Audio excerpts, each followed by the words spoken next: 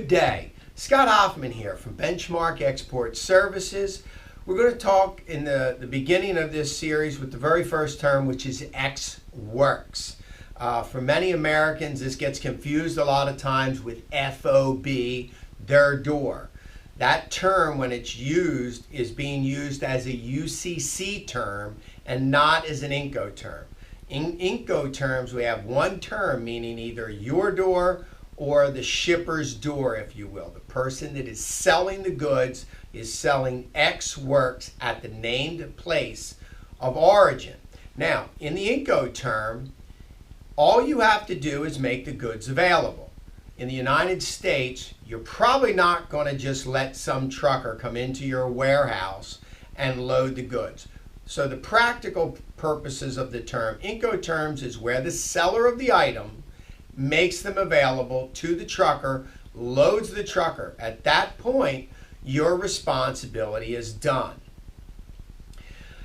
When you're buying or importing into the U.S., Ex Works can be an okay term. It does give you the control of the entire shipment process, but it does expose you to currency adjustment factors.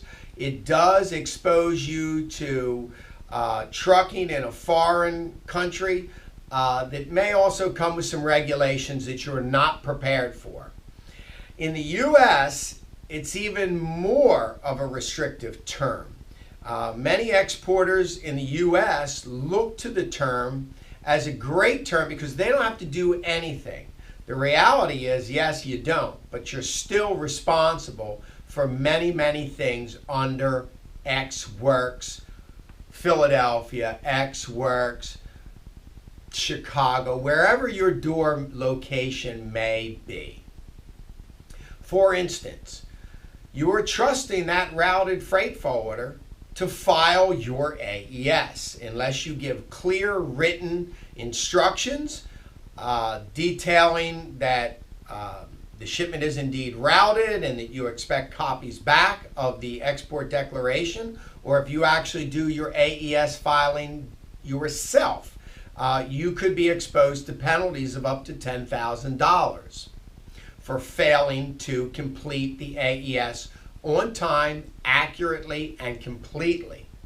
U.S. exporters also are responsible for the Export Administration regulations, which state that you're not allowed to do certain things. Can't ship to certain countries: Sudan, North Korea, Iran, Syria.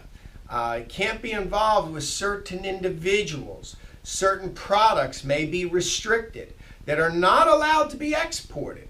You could be subject to fines, penalties.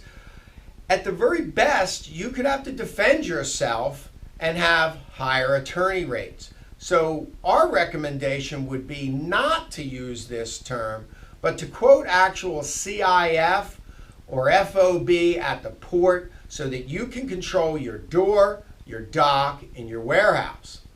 Another thing, if you don't have enough space within your warehouse, Ex Works means that a trucker, not of your own choosing, is going to come in, you hope, when it's scheduled. But as a result, you have no control over that forwarder or the trucker that they choose to send in.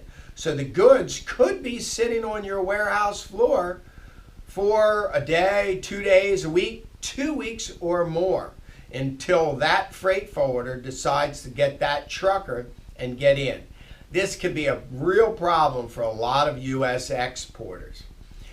As a result, this and some other things, there's insurance ramifications now in the U.S. where, as the exporter of record, you could be liable for that trucker that they send in or be named in a potential action where you have no control over any of that process. If you do have questions or concerns on the use of this term or any of the others that we're going to discuss in this series, please feel free to call the office. You can reach me at the numbers that are to follow or email.